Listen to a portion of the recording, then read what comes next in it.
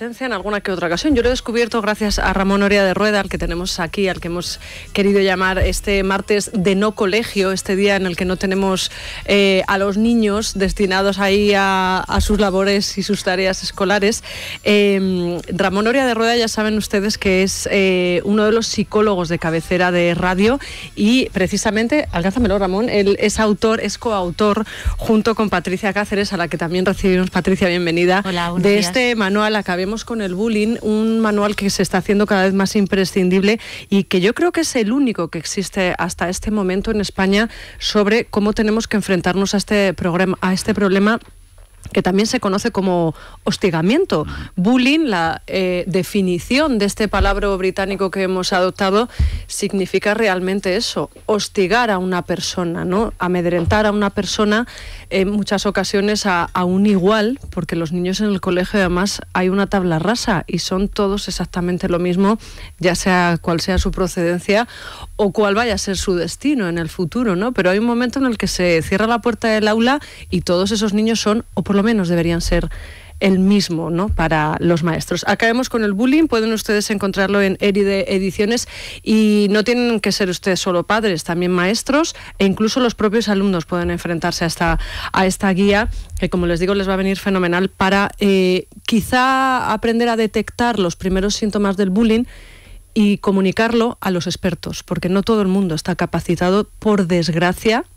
En este país, además, yo creo que estamos en la cola prácticamente de los que deberíamos aprender un poco del asunto. Bueno, Ramón, Patricia, para empezar, decidnos en qué consiste, no ya la guía de la que vamos a hablar ahora, pero sí en qué consiste el bullying, ¿Cómo realmente sabemos de qué estamos hablando? Porque justo antes de que os levantaseis, aquí estaba Lasca, estaba Beatriz Cortázar y lo comentábamos, ¿no? ¿En qué momento se pasa esa línea en la que un niño está siendo acosado? Porque ahora hay, yo lo digo como madre, una especie de miedo en los colegios a que en el momento en que tu hijo se sobrepase con otro o al revés, nos pongamos con las uñas así y digamos... un poquito en el momento... No sé si estamos desquiciados o si hay que desquiciarse para realmente encontrar solución a este problema. Hemos pasado mucho tiempo esperando a intervenir. Nosotros llevamos desde el 2013 trabajando en esta cuestión desde Luke School y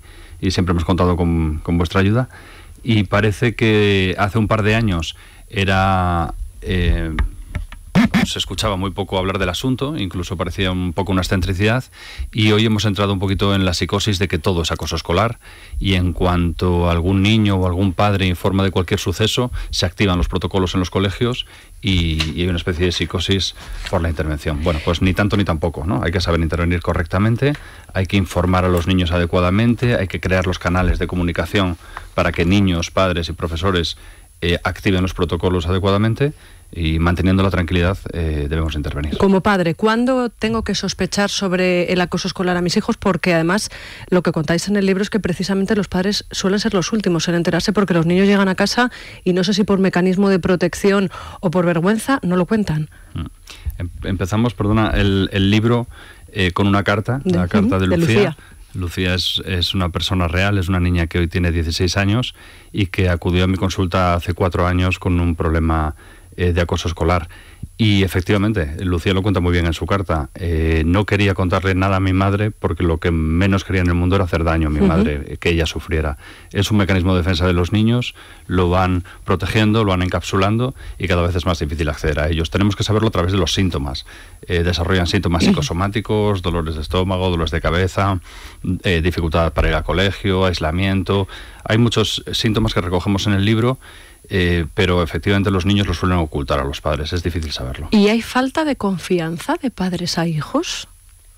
Sí, hombre, ya no tanto falta de confianza, sino no haber generado una comunicación durante muchos años con ellos. Al final, cuando empezamos a trabajar, cuando tenemos unos hijos, lo que queremos es que te vayan contando todo lo que haces lo que hacen en el colegio, lo que hacen fuera cuando no están contigo. Muchas veces cuando les recoges del colegio siempre les preguntas en el coche, que es el momento más adecuado, porque además es cuando ellos empiezan a contar más cosas. Pues luego llegará un momento que se les va a olvidar, llegarán a casa, querrán merendar o estarán haciendo algún deporte y ya no lo harán. Entonces yo creo que generar ese canal durante muchos años, desde que son pequeños, para que ellos sean capaces de comunicárnoslo todo es lo más importante. Claro, pero es verdad que llega un punto en el que te enteras, quizá por casualidad, de que ese día pues lo han tirado por la escalera, o de que le han robado repetidas veces un libro o un jersey. O han tirado a otro niño, que esto es muy importante. En el libro recogemos cómo deben intervenir los padres, cómo deben intervenir los niños y cómo deben intervenir los Pues vamos por partes. Empezamos por los padres. Yo soy enemiga de las disputas de madres en la puerta de los colegios. Me parece una forma de resolver los problemas. Yo no sé si ustedes han vivido esta situación entre el WhatsApp de las madres, que debería estar prohibido, porque muchas veces es verdad que son comentarios que no vienen a cuento, pero que también por otro lado son útiles, ¿no? Pero sí que es verdad que eso de coger y que tú a mí como madre me digas tu hijo te ha hecho no sé qué, yo creo que es mejor directamente ir al centro, ¿no? Los padres somos responsables, el centro es responsable de nuestros hijos mientras están allí.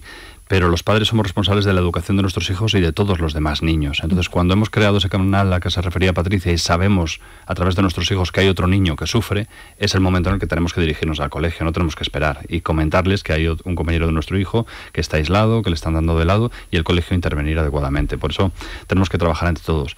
Respecto al WhatsApp de los padres también hay un pequeño espacio en el libro y decimos que no llevamos años dedicado a este asunto, llevamos 4 años hablando en los colegios y siempre preguntamos para qué vale el WhatsApp de los padres o el WhatsApp de las madres. Para los deberes. De bromas. No vale para encontrar una chaqueta. Sí, o para encontrar la chaqueta, claro, efectivamente. Pero nunca es positivo. Quiero decir, el que los padres digan qué deberes tienen que hacer los hijos incapacita a los niños, porque los niños tienen que responsabilizarse de sus deberes e incluso tienen que algún día no llevar los deberes hechos y tener su correspondiente negativo para ir asumiendo su responsabilidad. El WhatsApp de las madres no vale para resolver los problemas de los niños, porque tienen que aprender a resolverlo ellos. Nosotros lo que le planteamos a los padres es que un domingo por la noche, disimuladamente, se den de baja de WhatsApp. A las 3 de la mañana. Nunca más. Se acabaron los GIFs y los vídeos. Bueno, eso por parte de los padres. Vamos con el centro escolar. Todos sabemos de casos de centros escolares que miran hacia otro lado, que intentan taparlo, además porque en muchas ocasiones tiene que ver con... No voy a decir dejadez, pero yo entiendo que en la hora del recreo a lo mejor los profesores están a lo suyo o los niños no están lo suficientemente controlados o bueno, pues como a todos, se les escapan esos pequeños problemas porque los niños tontos no son. También son muy, muy capaces de hacer que esas aberraciones, esos acosos se realicen en esferas en las que no está presente el adulto para detectarlo. De ahí que hayáis introducido la figura del menor que va a hablar de este problema. Pero vamos primero con el tema del centro escolar. Un padre que siente que su hijo está siendo acosado llega al centro escolar y cómo debe plantear la historia para que le crean, no lo ninguneen. En este momento le van a creer. Quiero decir, estamos en un momento de mucha preocupación con el asunto y es a partir de ahí donde llegan los problemas, a partir de que le crean. Quiero decir, van a activar los protocolos. En la Comunidad de Madrid, donde estamos ahora mismo, hay un nuevo protocolo de intervención que dice que desde el momento en que un padre da la señal de alarma hay que activar una serie de mecanismos. Nuestro protocolo, el protocolo de Luke School, es más exigente que el protocolo de la comunidad, pero más o menos tiene un esquema parecido, desarrollado hace algunos años. El problema es a partir de ese momento. El padre informa al colegio de que su hijo sufre y la intervención a partir de ese momento es muy importante.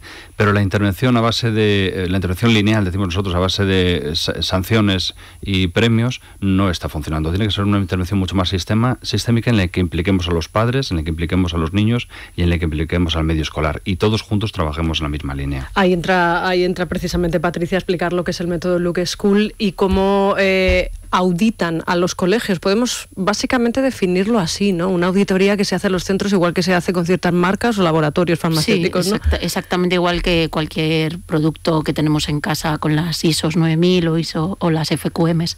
Lo que nosotros pretendíamos era dar un valor añadido más a este protocolo. Creemos que no hemos inventado nada extraordinario, llevamos trabajando 4 años con esto, pero sí que creíamos que esa parte de calidad era un valor diferencial, que alguien externo y sobre todo cómo nosotros trabajamos. Nosotros como personal, como consultores externos vamos al colegio y les ayudamos a implantar un protocolo y hacemos con ellos su protocolo. Cada colegio hará uno distinto con las bases. ¿Dependiendo de qué?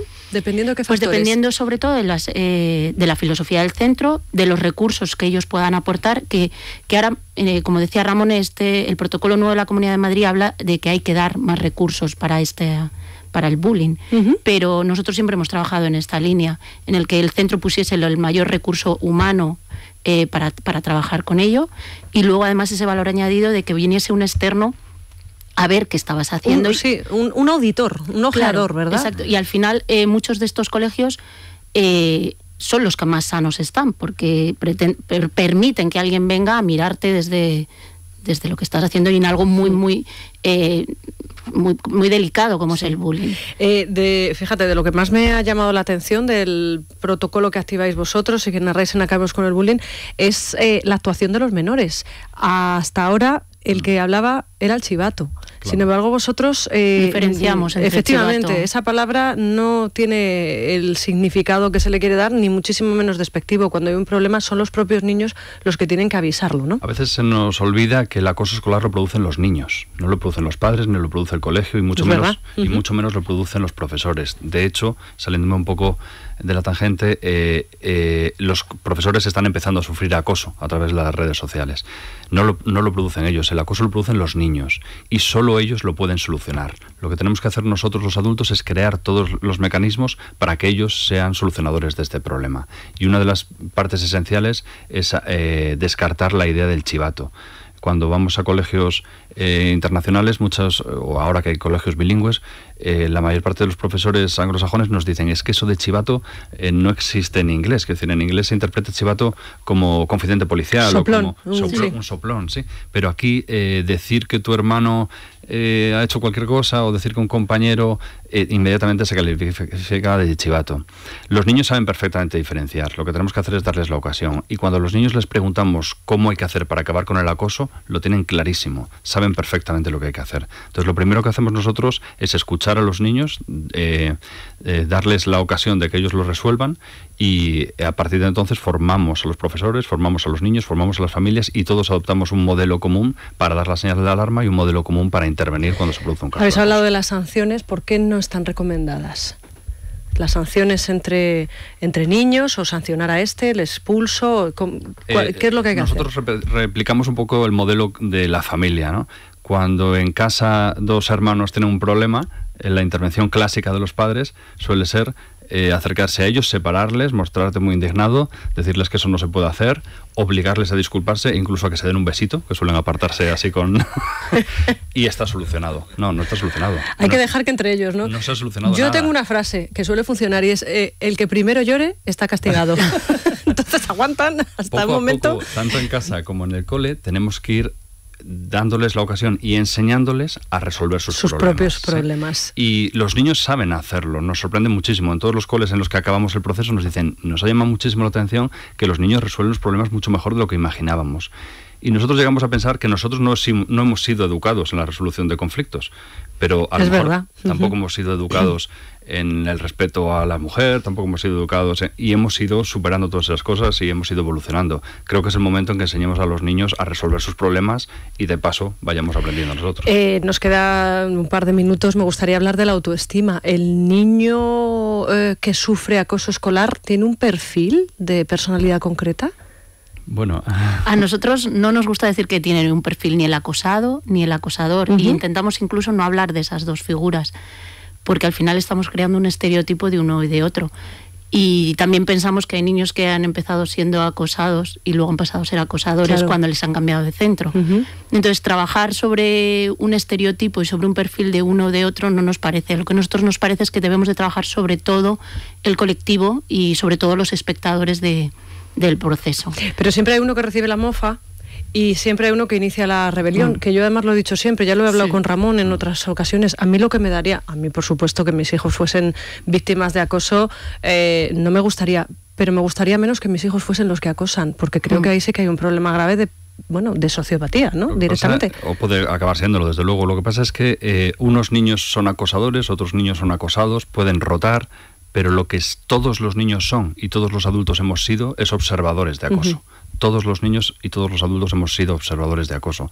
Por lo tanto, nosotros insistimos mucho en el papel del observador. Si el observador, en vez de mirar hacia otro lado, pasa a la acción y el grupo se convierte en un contenedor de esa situación, vamos a resolver el problema. Y los niños nos lo dicen, sabemos cómo tenemos que resolverlo, pero si cuando nos dirigimos al adulto para decir esto está sucediendo, queda ahí o no se interviene correctamente, la segunda vez no lo vamos a hacer. Entonces tenemos que crear los canales para solucionar el asunto, tenemos que darles a los niños la oportunidad de hablar y de resolver, pero tenemos que escucharles cuando lo hagan. Por eso es muy importante instaurar un protocolo. En nuestro caso hay buzones físicos en los colegios en los que estamos trabajando, en los que los niños pueden meter una nota contando lo que pasa. Hay un correo electrónico, hay a través de la aplicación de los colegios, hay un montón de canales de comunicación para que los niños siempre puedan hablar.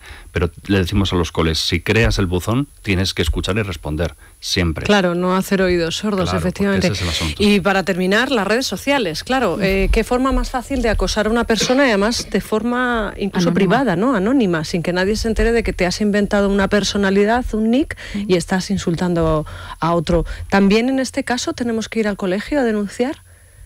Sí, de hecho nosotros no hablamos de ciberbullying como tal, no deja de ser un bullying producido en otra parte, que para los niños y los adolescentes es lo mismo, ellos replican su mundo en el mundo de las redes sociales y exactamente la ley dice que tienes que estar pendiente de eso y que los colegios son responsables también. Bueno, pues lo han escuchado ustedes, nos quedaríamos hablando toda la hora con ellos, con Ramón Oria de Rode y con Patricia Cáceres. Acabemos con el bullying, la guía para padres, alumnos y maestros. Erice Ediciones, de verdad, es de una tacada, se leen ustedes, son 116 páginas, además escritas con una claridad meridiana, con ejemplos de personas, porque me imagino que siguen yendo a vuestra consulta, soy referente precisamente en este tema. Cada vez más, desgraciadamente, y cada vez antes. Lo que antes tardaba 2 años en convertirse en estrés postraumático, los síntomas más graves del bullying, ahora mismo en 4 o 5 meses los niños llegan al mismo resultado por el efecto que decía Patricia de las redes sociales. 24 horas al día, 7 días a la semana sufriendo acoso, quiebran mucho antes de lo que pasaba. ¿Y a un centro escolar cuánto le cuesta más o menos económicamente someterse al protocolo Look School? Pues hablamos de no más de entre 0,60 céntimos y 1 euro por mes para alumno. O sea que no es especialmente caro. O sea que es para decírselo a las asociaciones de padres, ¿verdad? Que es la típica pequeña cantidad que deberían aportar precisamente para contribuir a eso. Muchísimas gracias a Patricia y a Ramón por haber estado con nosotros. Vamos a hacer una parada. Ya tenemos aquí a Andrés Amorós, que nos va a hablar de Cervantes, nada menos. Yo no sé si hay que ponerse de rodillas para hacer mención semejante, don Andrés. Pues yo diría que sí. ¿Verdad que sí? Alfombra roja. Pero antes nos pasamos por Cudo, en Núñez de Balboa, número 56. No sé si conocen ustedes esta joyería maravillosa, QUDO. No se crean ustedes que se escribe con Q. Son pequeñas joyas realizadas en acero, pero que tienen acabados en plata, en oro rosa, en oro dorado, y que son absolutamente maravillosas para regalar estas fechas. Por menos de 95 euros van a conseguir precisamente sorprender a esa persona a la que quieren con un pequeño reloj, con un pendientito, un brazalete. Insisto, les recomiendo que se pasen por allí, Núñez de Balboa 56, y se hagan con los regalos para Reyes para estas fiestas. Es